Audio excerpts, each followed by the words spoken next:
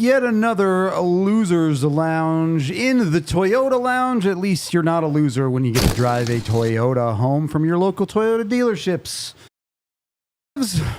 They were not good, as this is the DNVR Avalanche post-game show presented by Bet365.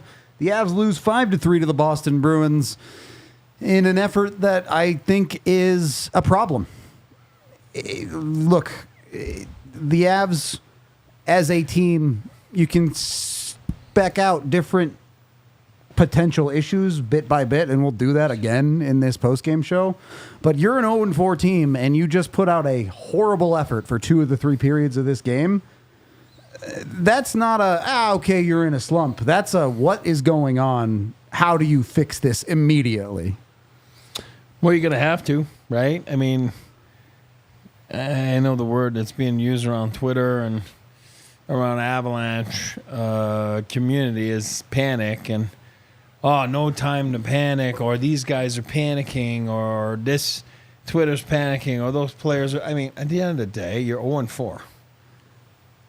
If you're not a bit concerned or alarmed, you shouldn't be part of this league. I'm talking about management, players, and staff. So there's no way these guys they think this is acceptable.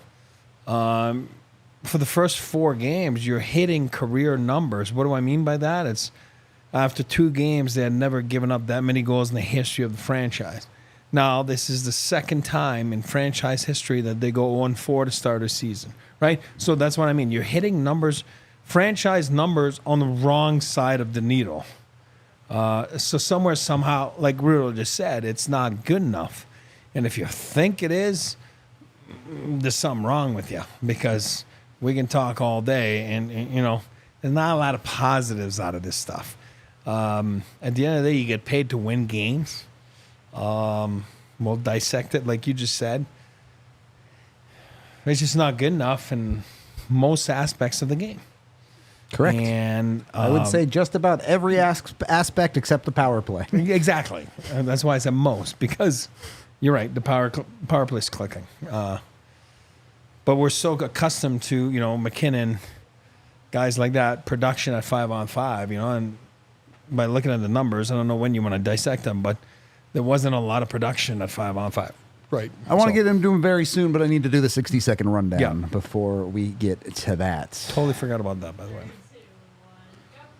Avs started the game slow. They only had 5 shots on goal total in the first period, and Boston won the period. They score first pretty deep into it. Actually thought Georgiev looked okay to start this game. It just did not last. The Avs do get a power play goal themselves from Ross Colton, but Boston gets that back on their own power play. The second period's not any better. Arguably worse from the Avs as they're trailing, and they only managed 6 shots on goal in that period. Boston would score the next 2 to go up 4-1. The Avs would get 1 back on a power play from Makar. And then they get another early goal in the third period to make it look close, but aren't able to muster the comeback that they desperately needed. Boston went into the turtle shell, which allowed the Avs to shoot a lot, but that's mostly score effects. And the empty netter made it 5-3. Avs lose their 4th straight game. As I was saying, I wanted to get into those numbers. I mentioned it. 5 shots on goal in the first, 6 shots on goal in the second. That's 11 shots on goal through 40 minutes, of which you trailed 30 of those minutes. And it even gets worse than that, because a good number of those shots come on the power play. At 5-on-5 through the first 40 minutes of this game, the Avs had 7 shots on goal. 7. And sure, 6-8 minutes of that was taken away for power play time, penalty kill time, whatever. They still put 7 shots on goal in, what is that, 32 minutes of hockey? Not good enough. It's horrible. Not good enough is an understatement. That is an effort from a team that is bad on any day. When you're 0-3, when you need a win, when you're up against a good team like Boston and you need to course correct your team, that performance is unacceptable. On top of that, my biggest beef tonight, go back to the keys before the game. Keep it simple, stupid, right? I mean, so many times they brought the puck to the center of the ice that you desperately asked for before the game so many times. Yep. They brought it there, and I can remember at least 5-6 times where they're by themselves, point blank. Pass. They decide, besides the passing, they decide to shoot, and they shoot wide. You know me enough. I always say, and I watch practice, and I see guys miss nets, and I'm like, why are you missing the net? You're untouched. You shouldn't. You're a professional player. You should not. And Michel Goulet will be listening to me right now. 500-600 goals. Yeah, you hit the net.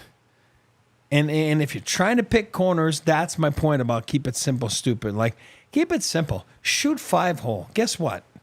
If you aim right, it's going to go in. If you miss, it's going to hit the pad, and it's going to be a rebound, create some stuff.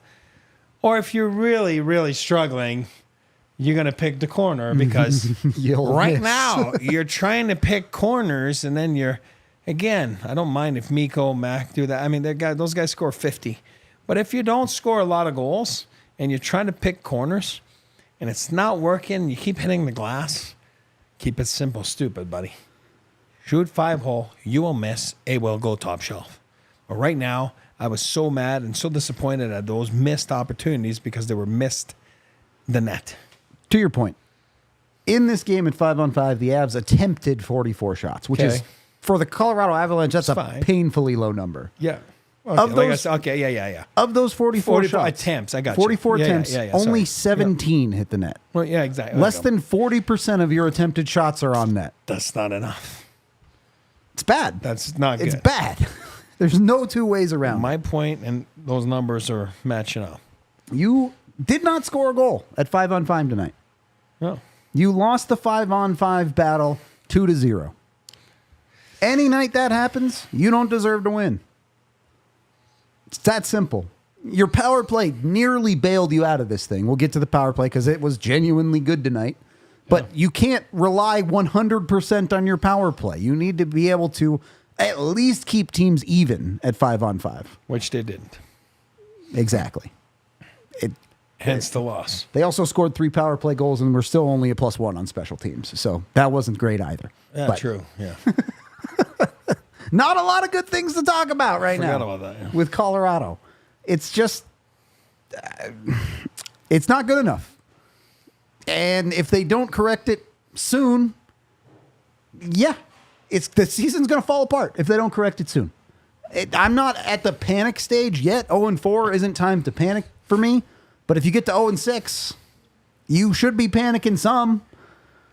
Well, you certainly make it hard on yourselves as a team when you go even like 2 games, 3 games. You make it hard on yourselves. Go down to the 5 games segment. Forget about the home. You lost the homestand now. Right? I mean, you've lost the homestand. The best you can do on this homestand is 1-3. And you have to win Friday to get to 1-3. That's it. And then you've lost the segment, obviously, the simple 5-game segments that we just decided to switch to this year. You lose another game and you can't win the 10-game segment. That's exactly. It's like at some point you can't just say like, oh, it's okay. It's not okay. It's not okay. And then all of a sudden the Avs, do I think they can be a team that wins 10 games? Absolutely. Not by the way they're playing right now, though. Not by the goaltending they're getting. Not by the way they're playing at 5-on-5. Not by the way they played tonight on the, like we said, on the creating stuff at 5-on-5. You're not going to win a lot of games. You're certainly not going to win 10. But at some point, like, man, oh man, it's got to change because you're going to be in a really deep hole. Yeah, I'm not saying Georgiev played good. I don't think he did, and we'll talk about that in a little bit. But in the first couple of games of the season, you were looking at a hockey team that you felt like played pretty okay, except for the guy in goal. Yeah. These last 2 games, no. The entire team has had massive problems with their hockey.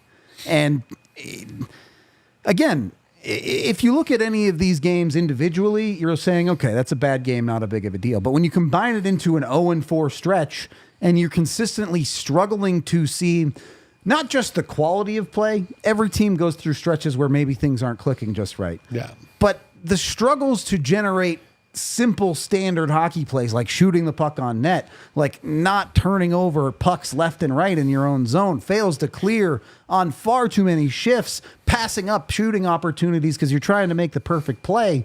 These are the types of plays that you cannot afford when you're in a hole. You can't. And everything has to go in sync. You know what I mean? Usually to win a hockey game. Right now, nothing's in sync. If you're getting something, you're not getting something else. If you're getting something else, you're not getting some right here. They're not in sync. Yes, they are thin. That is not an excuse. It's a reality. You still have some of the best players in the world, but then again, look at the game before. Kale played one of his worst games as an Avalanche. So you can't have that. I'm talking about the game before. Yeah, I'm talking no, about I know. the whole sum of the 4 games, right? Kale was significantly better. I wouldn't say he was great, but he's had a 3-point night, so on the other hand, there is that. But at 5-on-5, I would not say he played his best game, but it was not bad. I didn't like the emotions. I didn't like the passion the first half. I told you off air or during the watch along, I like what Steinberg did there. It's not about the fight.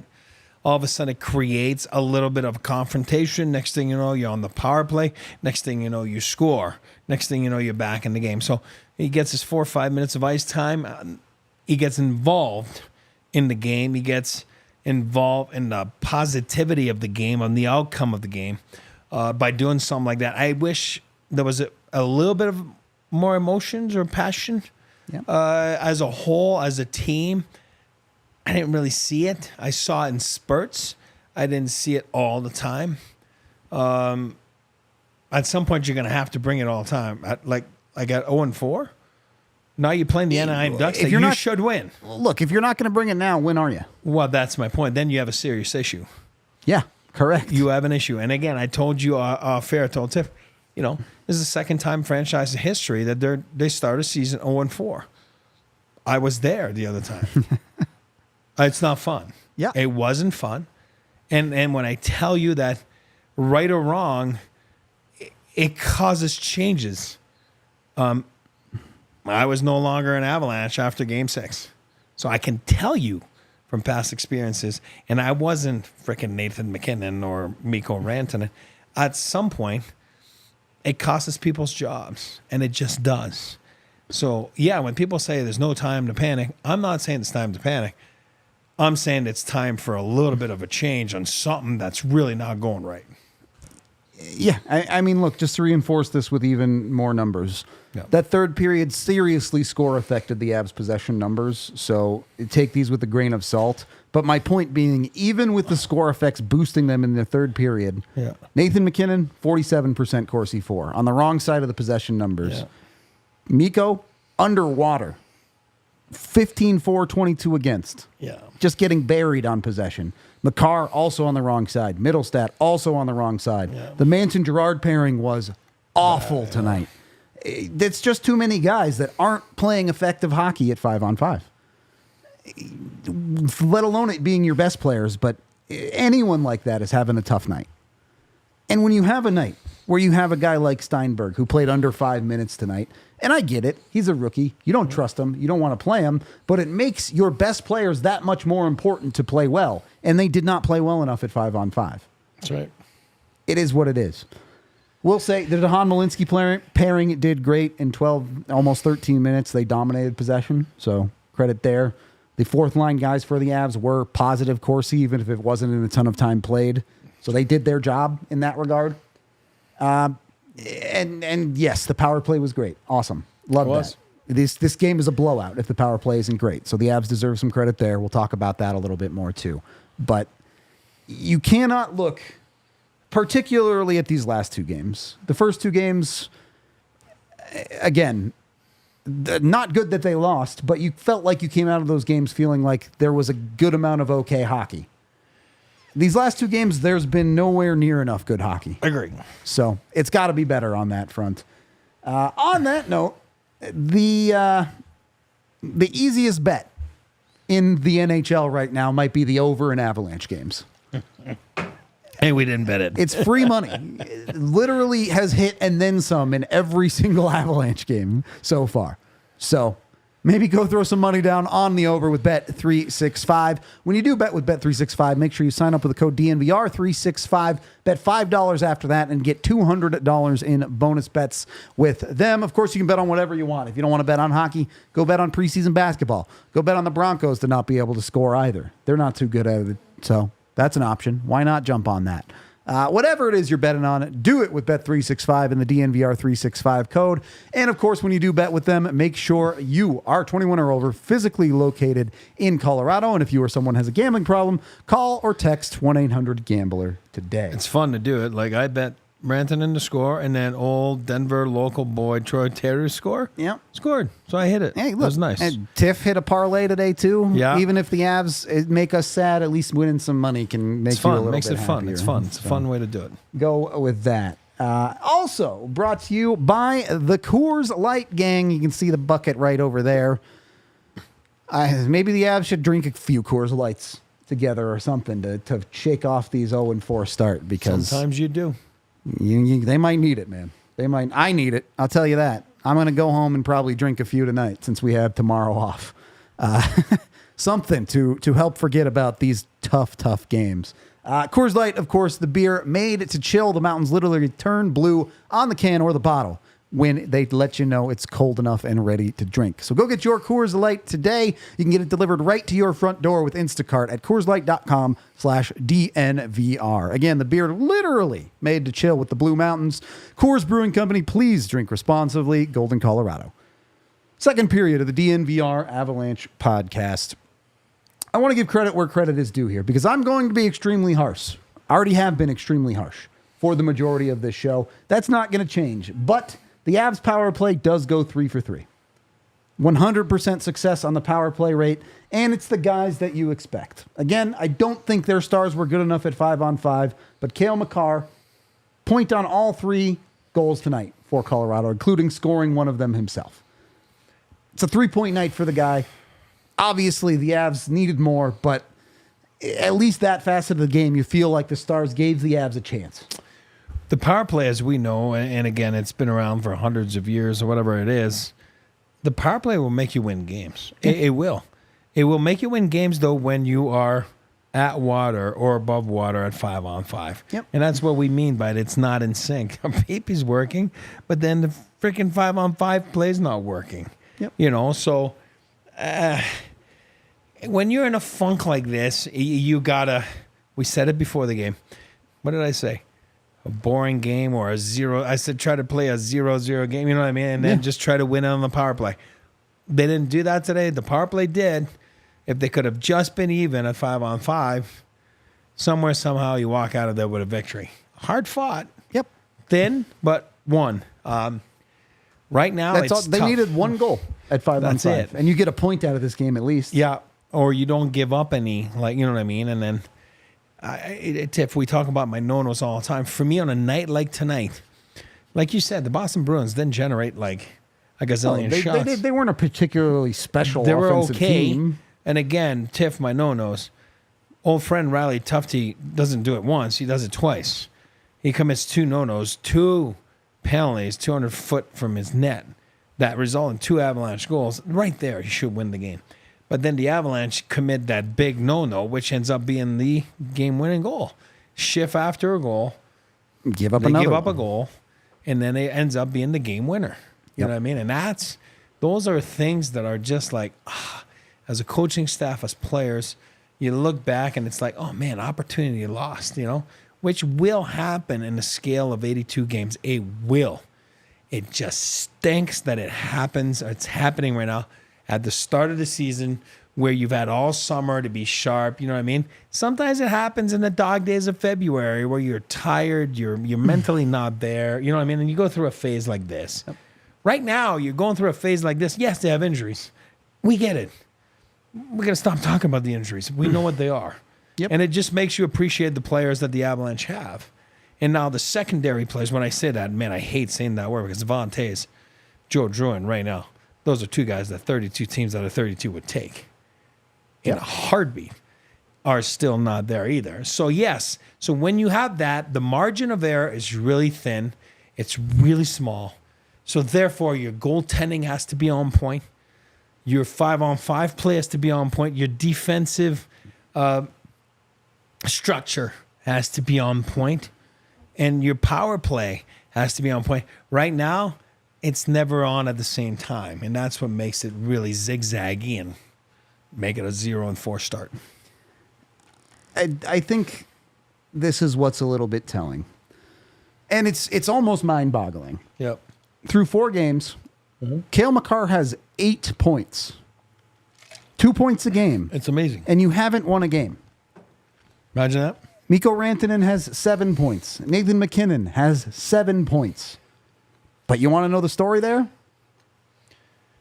Mikko, 5 of his 7 points on the power play. There you go. Cale, I knew you were going there. 5 of his 8 points on the power play.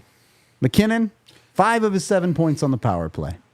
So the power play is great. Awesome. You're not getting enough 5-on-5. You're just not. And look, I'm not here to make excuses. This team, as constructed, needs to be able to play better than they have. But also, Nathan MacKinnon had to play with Miles Wood and Logan O'Connor tonight on the top line. Now, everything gets blended. But yeah, it's a little bit harder than it would be with a healthy lineup.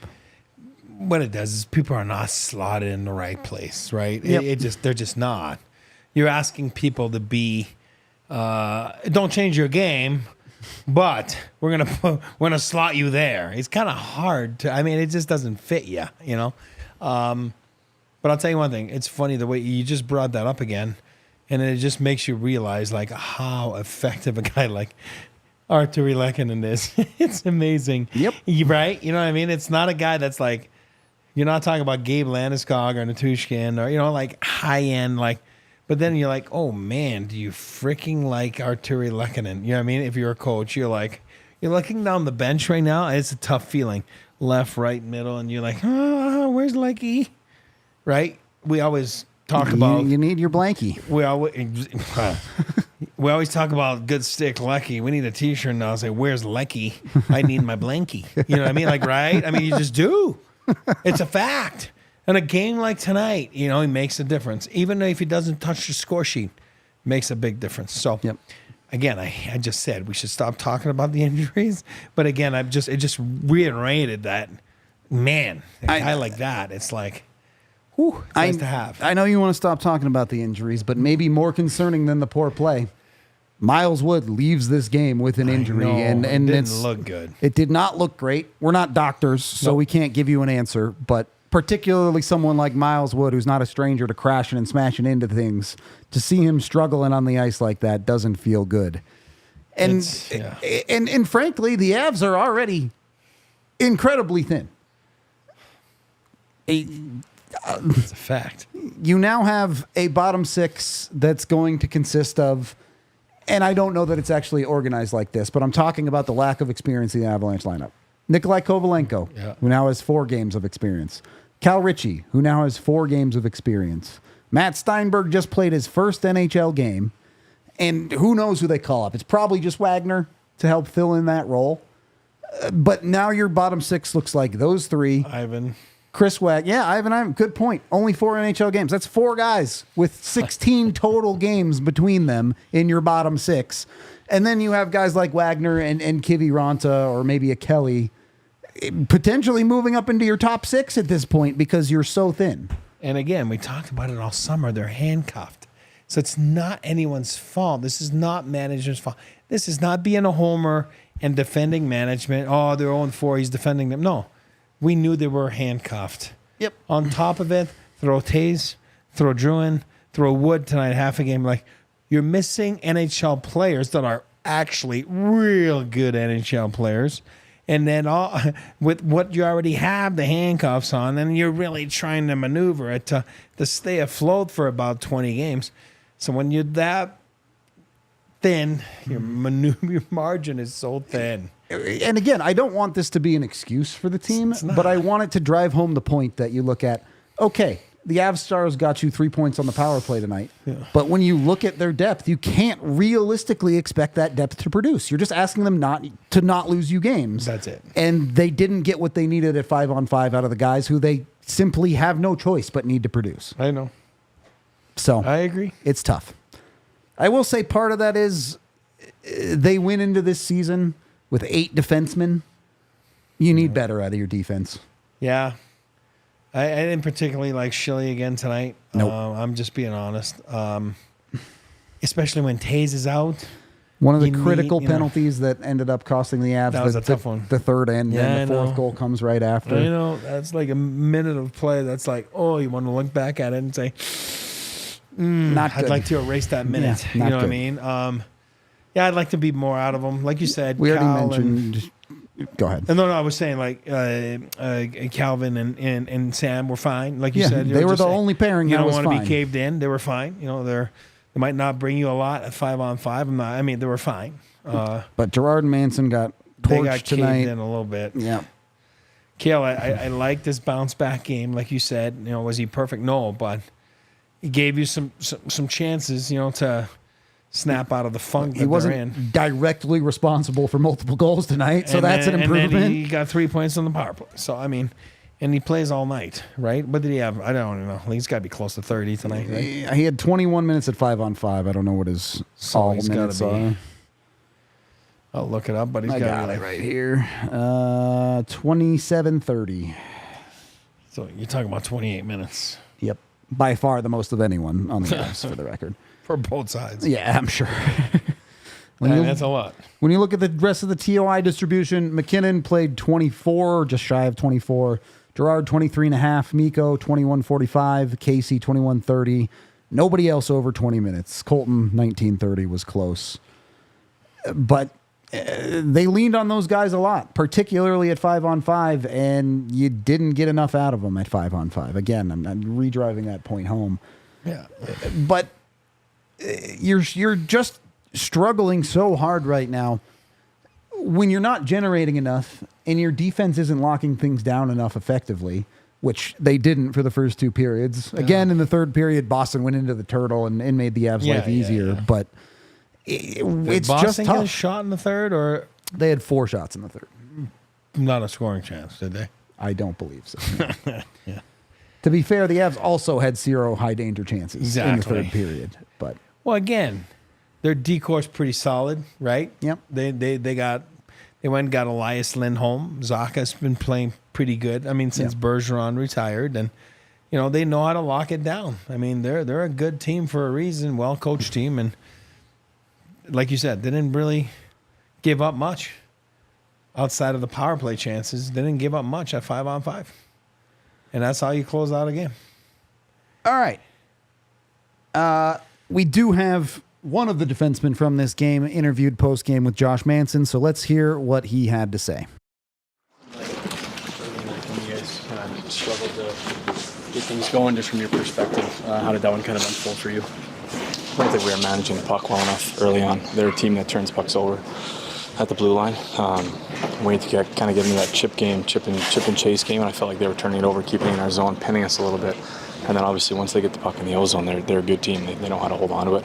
And you end up chasing the game a little bit, right? Losing that flow. And then you look at the end of the second period and we start turning it on and we get that three-quarter ice game going where we have the pressure on them.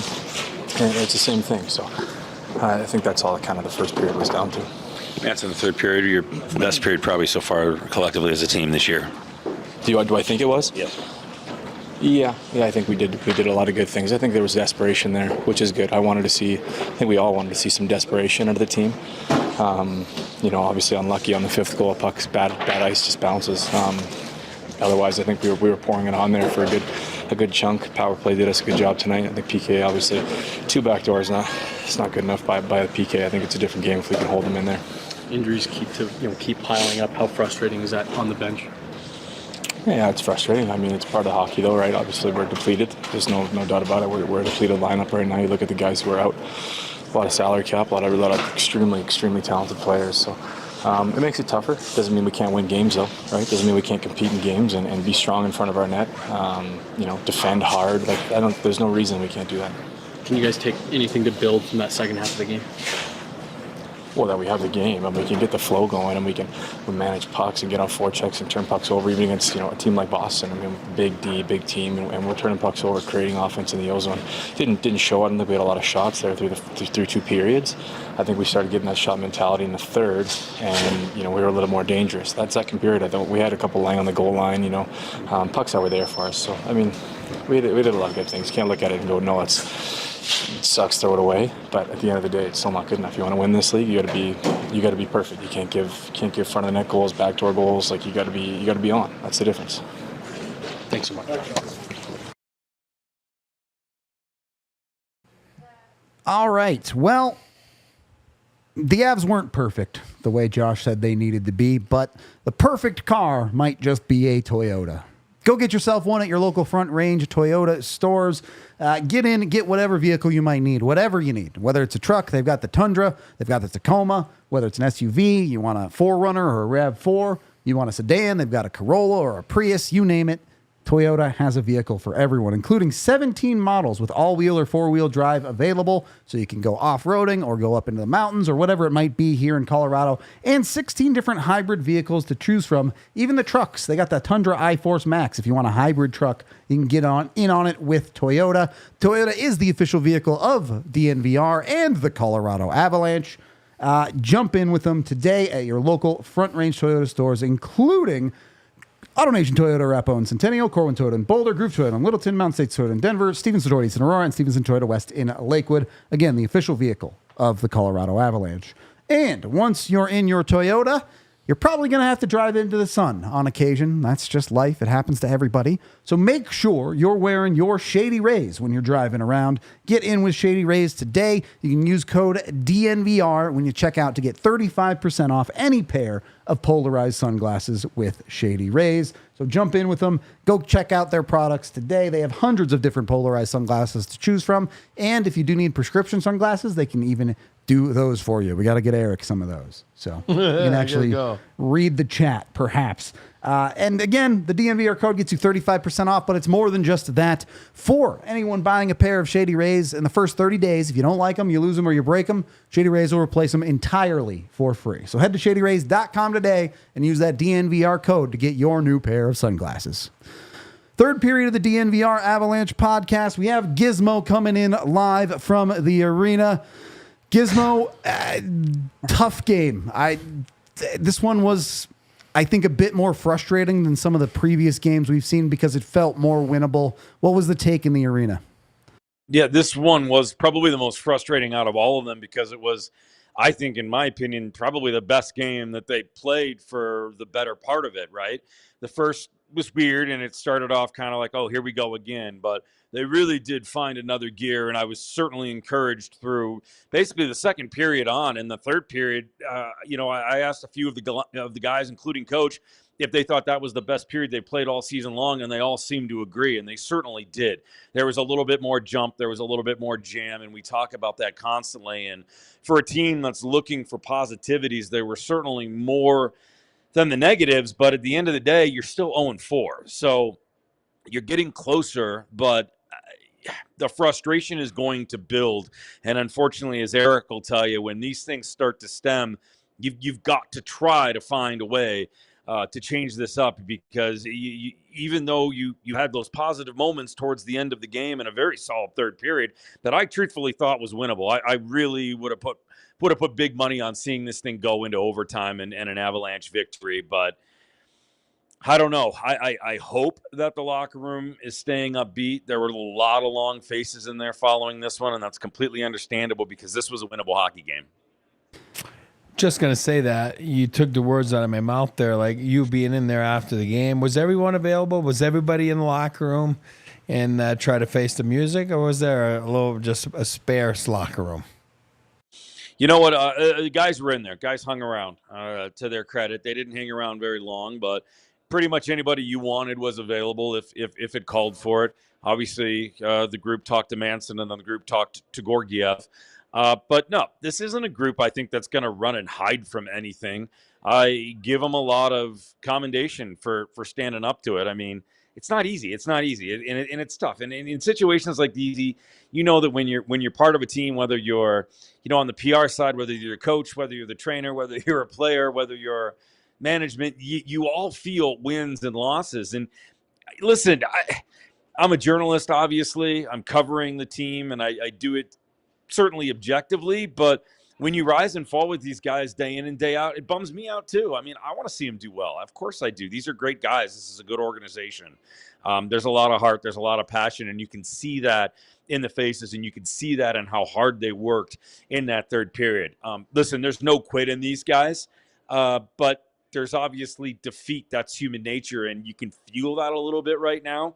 And I do think that they're so close. They're on the cusp to just taking it over the edge. And I think the way I feel about this group, and as hard as they're working, despite the mountain that they're climbing for all of the things, including injuries, a victory, in decisive manner, or even if it's just by a slim margin, is going to get them to where they needed to be. And that's what I was really hoping for tonight. I truly thought this was the one that was going to put them over the edge. It was Georgiev's best game this season so far as well. I was encouraged by a lot of the defense. Cale Makar's bounce back after he wore the loss the last time, and the way he stepped up tonight, that's leadership. That's why he's the player that he is. But man, I mean, they need it Friday very badly. The Ducks won tonight, so they're going to come in on a little bit of a high note, but they need a victory on Friday for a multitude of reasons. I hard agree with that last statement. I do appreciate a little bit of positivity. I've been the negative guy on the show today. We listened to your Manson interview. He kind of ended that conversation with, hey, in the NHL, you have to be perfect or you're going to get burned. Realistically, the Avs have trailed by multiple goals early in games, every single game so far. What's the path to preventing those early game lapses and starting strong instead of finishing? Yeah, they were, and I'm sure Eric has said it, and we both were sort of talking over tech. They're too cute tonight. You can't get outshot 2 periods in a row, 2-1 with 5 shots a period, and expect to win a hockey game. And they almost did it because they just dominated. Shots were 13-4 in the Avalanche's favor in that third period, in a period that they won, that they owned. And despite the out shooting in the second period, I thought they owned that period as well. But there were 2 or 3 goals out there, and you can just see it. You can see it in guys, right? You get to this point, you're not scoring goals. You're down. That clock is just evaporating in front of your face, and you're gripping the stick too tight. And you're thinking shot, and then you're thinking, well, I don't want to miss, so I'm gonna pass. And then you hang on too long, and you're at the top of the crease, and now you're in no man's land. Now you can't shoot. Now you can't pass the puck, and it ends up being a muffin into the goaltender, and Korpisalo gets an easy save. I said it on the Insta update in the second intermission. The time to hesitate was through, and they did do that. They shot the puck a ton more in period number 3, but play the third period like you played fully the first and most of the second, and you win this hockey game. I mean, Korpisalo's got his own struggles, right? And you were getting the goaltending out of Georgiev. So you take more shots, you get a little bit more confidence, you score a couple of goals, and then all of a sudden it just clicks and it flows and it goes. And that's what they were missing. So many times I'm up there just trying to contain myself. I'm like, shoot the puck. And I know that's such a cliche in hockey, but there were just so many moments where they found themselves in too tight to do anything, right? You can't pass it and you can't shoot it. And now you've just basically wasted an opportunity and a scoring chance in a high danger area. Eric and I were definitely the shoot it guy on the watch along too. So you're in good company with that one. And if you shoot it, hit the net. True. You shoot it, hit the net. Like, that's my pet That peeve also in hockey. matters. Yeah, getting it on net is a good idea. It's my pet peeve. Shoot, hit the net. Because it's never, Yari Curry, 600 goals. Good. The sound of the sound of my career was defined by the posts. So the story of my life just Curry. A little bit off. I just missed it a little. Yari Curry. Never on, never in, kid. Didn't speak much English. Never on, never in. Think about that. You got that right. Dude, you don't hit the net, can't go in. So Avs did hit one post tonight, so maybe it is a game of inches at times. Too, yeah, Makar could have tied the game potentially with that. Giz, look, legitimate positive out of this one.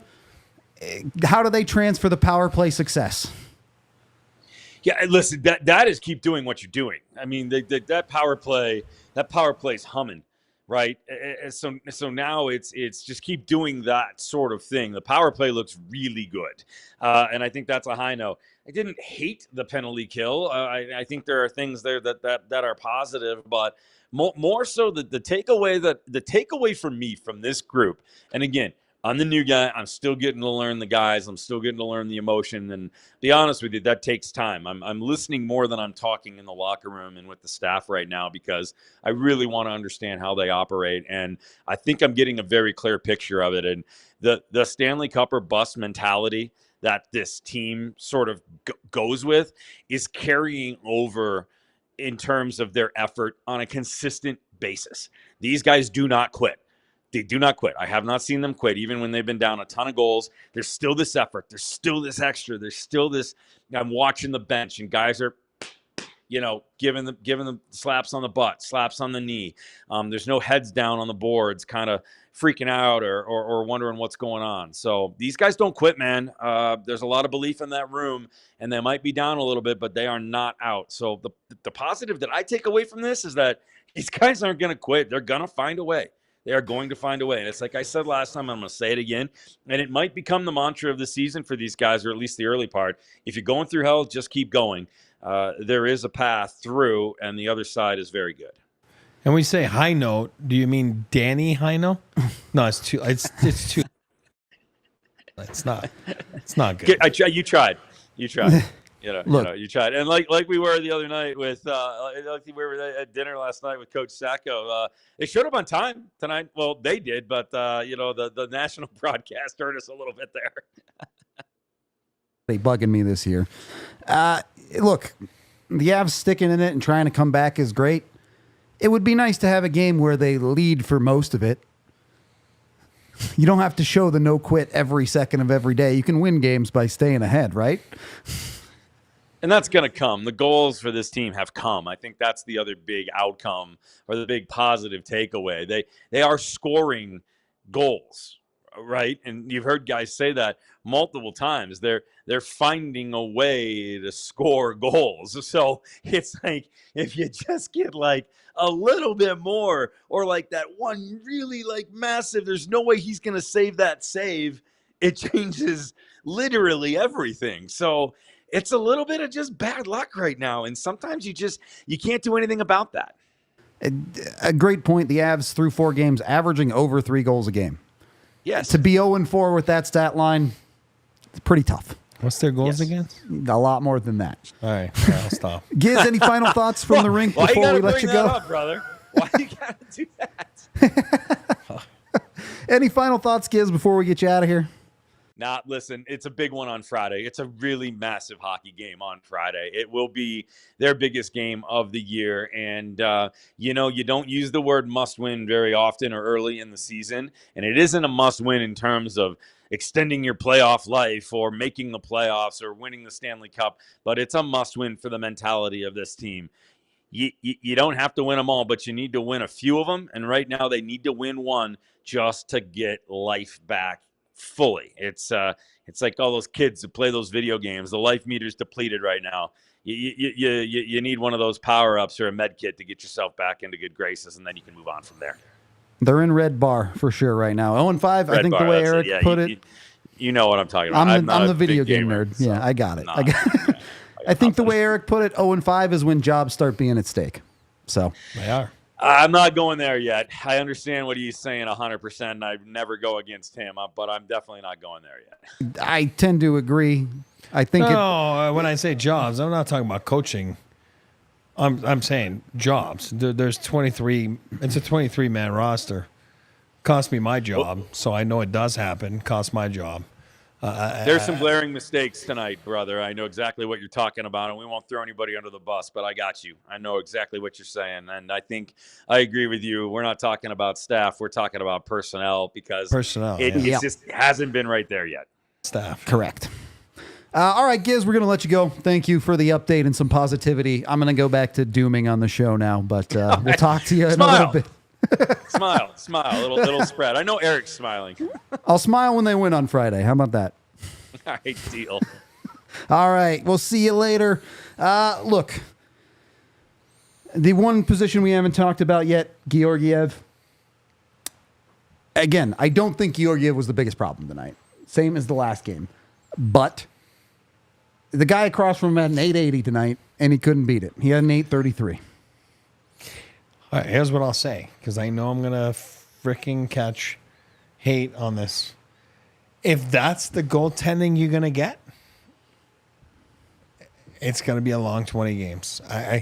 Giz just said, you were getting the goaltending from Georgiev. I'm not sure where we come. I'm not bashing Giz. I'm saying, but that's the mentality because it's been so bad that when he has a spurt of like 4 or 5 minutes with a couple saves, God, he's got, at the end of the day, he had an 50 save percentage. Like, it's every game. Like, I don't want to hear the Avalanche is the only team in the world that gives up a few like scoring chances. If that, I'm going back to what I said this summer. I'm not shying away from it. If the Avs get good goaltending this year, the first 20 games, they're in trouble. I said, if the Avs get goaltending, and I know you're going to say, well, the numbers show that, if they would have gotten good goaltending, it might be 3-1 right now. Maybe. But I'll go back to my line. If the Avs get good goaltending, they're in trouble. They need great goaltending because of the situation they're in. And right now, if we, that's all I'm going to say tonight. If we feel, I didn't say it's his fault. If we feel that this was a great performance in net by Alexander Georgiev, we are in trouble, Avs Nation, as a team for these next 15 games. To reinforce the point I've been making this entire show. Okay, 2 power play goals get scored on them, whatever. Sometimes penalty kill you get scored on. I know you say, show me a good goalie, show me a good PK. Fair enough. But ignore that for a minute and look strictly at 5-on-5. Yep. Guy across from him at 5-on-5? Yep. 1,000. Thank you. Georgiev, 889. Thank you. Including 1 high danger chance goes in. All right, fair enough. 1 low danger chance goes in. And that's the game winner. And that's the game winner. It's the ones that aren't supposed to go in that kill. I'm not blaming him. Chat, people, I'm not blaming him. I'm saying if that's the goaltending you're going to get, now you got Miles Wood out. Sure sounds like Miles Wood's out. Sure looked like it. I say Miles Wood's not the franchise. But when you're starting to lose Drouin, Taves, Wood on top of the 3 that you're missing, you're starting to lose a lot. Yep. And good goaltending will not be enough through those stretches. You're going to need great goaltending. And if this is great goaltending we saw tonight, then guess what? I am wrong. I am dead wrong. But for me, it's not close to great goaltending. So at the end of the day, let somebody else do it. And maybe this Mackinnon guy's going to get his visa at some point. And then, oh boy, if I'm him, what an unbelievable opportunity in front of me. Go out there, buddy. Have some swag. Have some fun. Well, get your visa first. We all know it was Canadian Thanksgiving and it was whatever it's called, Columbus Day. And, so everything's been delayed and everything. But, boy, get out there. Have some fun. Choose some gun. Have some swag and warm up. And then get out there and play. Maybe you run with it. I don't know what to tell you. But right now, no one of those two is running with it. I don't know about chewing gum. I don't know. But the Avs did go 3 for 3 on the power play today. You might say it was rock hard. Throbbing even, perhaps. Think the Avs might have gotten with Blue Chew for the game today. So make sure you hit up Blue Chew as well. Jump on with them today. Obviously, Blue Chew is the way to go. Their online services deliver the same active ingredients as Viagra, Cialis, and Levitra, but a fraction of the cost and in a chewable form. The process is simple. You can sign up at bluechew.com, consult with one of their licensed medical providers, and once you're approved, you'll receive your prescription within days. Blue Chew tablets are made here in the USA. You can take them anytime, day or night, so you can plan ahead or be ready whenever an opportunity arises. We've even got a special offer for our listeners right now. You can try Blue Chew free when you use our promo code ALLCITY at checkout and just pay the $5 in shipping. That's bluechew.com, promo code ALLCITY to get your first month free. Visit bluechew.com for more details and important safety information. And we thank Blue Chew for sponsoring this podcast. Once you've gotten with Blue Chew and you're ready to rock, make sure you're also having a good, healthy dinner, all right? You got to eat before you go bang it out. Let's just be honest about that. Go get with HelloFresh today. Jump on with them. I use HelloFresh all the time. Me and the wife love it because I'm always out of the house late at night, so it's a super easy dinner that's prepped for you. You can jump on it. You can make fall the tastiest season yet with their farm fresh produce and easy autumn-inspired recipes delivered right to your front door. They have tons of options with over 50 recipes each week, plus take your pick from over 100 market add-on items like their desserts, breakfasts, and snacks. You can form hearty dinners to game day snacks, whatever it might be. HelloFresh has you fully covered. Like I said, my wife and I use it every week. It's super great. It makes our lives a lot faster and easier, a lot easier to prep your meals. You can get 10 free meals today at HelloFresh.com/freeavalanche. It gets applied across 7 boxes for new subscribers only, and it does vary by plan, but that's 10 free HelloFresh meals by going to HelloFresh.com/freeavalanche today. It is the #1 meal kit in America, HelloFresh. Final period of the DNVR Avalanche podcast. The Avs have to find a way to win a hockey game, or people are going to start to catch some heat. Look, I'm at 5 games. Yeah, I don't think it's about the coaching staff, but you get to 8, you better believe that seat's getting warm. It has to. And I love those guys. I really do. I have so much respect for them. But as a player, your job is to get results. Yep. And it's the same thing for coaches, and it's the same thing for management, you know. No matter what the situation is. And that's why when we got to your Blue Chew ad there, I mean, again, it's just it's funny. We're talking about Mackinnon. Like, you're talking about an opportunity, like a happy camper, like an opportunity arising. Holy crap. Yep. I mean, sometimes it's like on a silver platter for you. Can this guy do it? We have our doubts in here. Like, you know what I mean? Like, I'm pushing for it because you have your doubts. Again, we've talked to someone in the league and they're like, yeah, I can't see it. But at the end of the day, like, you won't know until you do it, until you go try it. You know what I mean?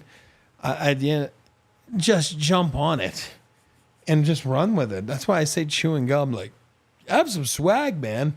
Come in here because it can't be any worse. So it's a clean slate for you.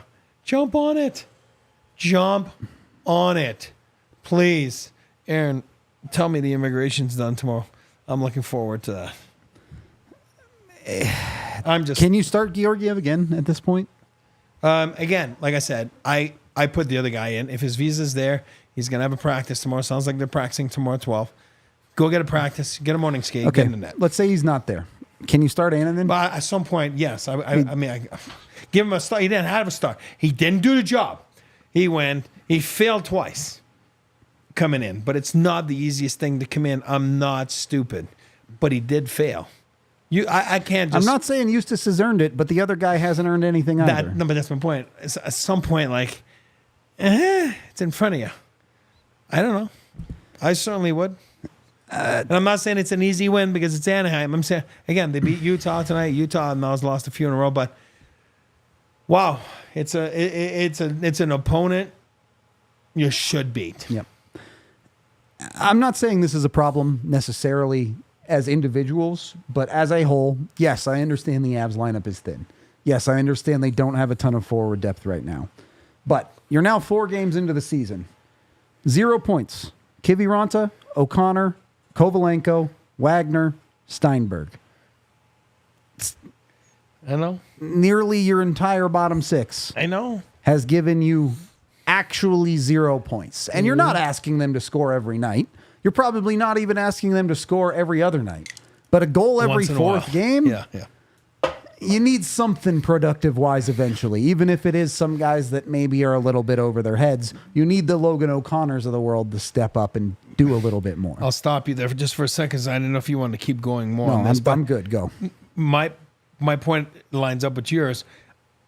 As a bottom 6 guy playing for the Avalanche with some world-class players, Mackinnon, Rantanen, back then it was Joe Forsberg, right? Very similar. You're going to say, wasn't being selfish, I would put some pressure on myself And I'd be lying to you right now if I said I didn't think about it every day. And my goal was I got to put 2 in every 10 games. Sure. I'm just being Great. honest. It was I personally got to put 2 in every 10 games. Gives you a 16-goal season. Look at the stats. I did it. I'm not trying to pat myself on the back. I'm saying the opportunities you get with this team, because you'll get out there a few shifts with guys like that, right? You know what I mean? Like high-end guys. You should put the pressure on yourself. That's why I say Kivy, like I want to come back as Kivy. Like, no, I don't know if he puts pressure on himself to do that, but you have to help out those guys. They're the ones that have the pressure every night to perform on the score sheet. It's your duty to make sure, like you said, you help out at a pattern of one every 5. Awesome. Or, I'm talking about like 1 goal. I didn't say an assist or a point. I'm talking about 1 goal. A bottom 6 as a whole. You all have. 6 of you got to get 1 goal every so At often. some point, you're not asked to do, but you got to do it. Yep. It goes with what you were saying. Agree 100% with you on that front. It's going to be tough. It's not getting any easier because the Avs aren't getting reinforcements. It sounds like, obviously, with the Miles Wood injury, but Bednar talked today at morning skate, and Mackinnon gets reevaluated at the end of October now. It does not sound like Druin is particularly close. And, who knows with Devon Taves on the back end. There's not really a whole lot of information on where he's at either. So they're going to have to find a way to play more effective hockey. Put it to you that way. When it comes down to injuries, with what they already had, it's certainly not a good start to the injury front with, the Druin, Taves. For a Wood. team that was not in a place that could afford a ton of injuries. After either. 4 games, those are major injuries. Yep. They are. Yep. I'm talking about to your roster. Yeah, it's tough. It's all bad right now. The Avs desperately need a win just to get a little bit of good feels going on for the team and the organization, to be honest with you. Giz said it. Next game is Anaheim. It's a pretty darn beatable team. The Avs should be, particularly because of the lack of effective hockey through the majority of this game, it should be total desperation from this hockey team on Friday. And if you want to call a spade, I wouldn't think that the Anaheim Ducks have the most depth in the National Hockey League. They certainly don't. There you go. So, okay, you're missing guys. Get out there on an even level playing field, so to speak, because you're missing guys. And get out there and out-passion the play of the opposition. Out-muscle the guy next to you. Outwork the guy next to you. Get involved. Yep. The guy next to you. And that's how it works. Play a little bit swag, a little bit of jam, and just go out there. And again, I'm going to use your line. I'm stealing your line. This is going to be the 5th game of the season. You're talking about 12 periods right now. They have not won 1 period. Yeah, you're 0-15. You have a couple of ties in there. But you have 0 wins in 15 periods. 12, right? 4 times 3. Yeah, my bad. You're going It is into 12. the 13, You 14, can't- 15. So if you have 0 wins in 15 periods, you'll be at 0-5, yeah, obviously. you're I'm not a genius, but you'll be at 0-5. look. Do I think the sky is falling? No, but it's raining. There is some water falling from the sky. Like right now, there's a moth chasing us. Bad sign for sure that the Look at moth this is thing. here. You can see it online right now. Yeah, you could probably see it for a second there. I saw it. It's not great. And the only people that can make it better are the players on the ice. They need to show up, perform to their ability, and do something to right this ship. Because right now, it's sinking fast. We do have one super chat here from the Walrus himself. $5, he says, can't afford $5 each time farts are trusted. Bad effort, ugly tending, butt cheeks are clenched. This rate, super chats will cost $410 this year. Walrus, you're right. And I think that if you read or you get comments from people that the butt cheeks aren't tight, buddy, I'll tell you one thing. I'm coming to practice tomorrow. I'm a player. I'm a coach. I got the Charlie Chaplin going. You know what I mean? Like my butt cheeks are clenched and I am walking tight. I don't care what people say. It's human nature. It's human nature. Yep. And if you're not a little bit concerned, you shouldn't be in this league. The reality of the start of this season, maybe it was always this way, but it's certainly this way now. The Avs have to spend until at least mid-November, when you know you're going to start getting guys back. They're in survival mode now. For the next 10 to 15 games, it's pure survival mode for this team, unless they can get things back on track right away and rattle off an awfully long winning streak. And I can't help myself. Guess where it starts? Yeah. You need great goaltending. That's it. That's all I'm going to say. All right, we're going to get out of here for today. We are off tomorrow, but we will be back Friday. Blaze coming back on the show. We'll be on for Friday, so maybe we can change up the vibe a little bit. Someone different on the show. If we know if the Avs win that game, we know it's Eric's fault. That's basically what it is. We appreciate all y'all hanging out, even when the Avs are struggling. You know we'll be here, whether it's to mourn the terrible ones or celebrate a turnaround, whatever it might be. Like and subscribe. I think we're less than 6,000 subscribers from 100K now. So let's get it going. Let's get to 100K. Maybe that'll turn the Avs around. We appreciate y'all, and we will talk to you on the next one. We all silly like the mayor.